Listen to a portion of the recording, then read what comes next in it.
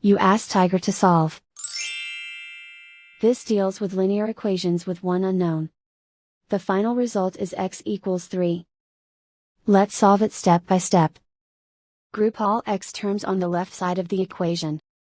Subtract 5x from both sides. Simplify the arithmetic.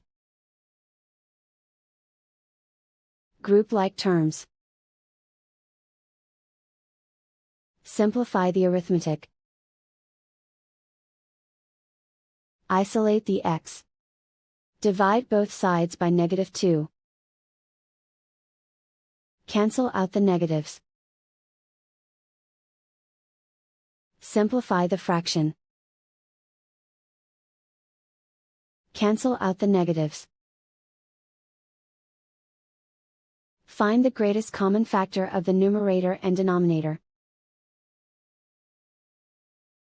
Factor out and cancel the greatest common factor. And so the final result is x equals 3.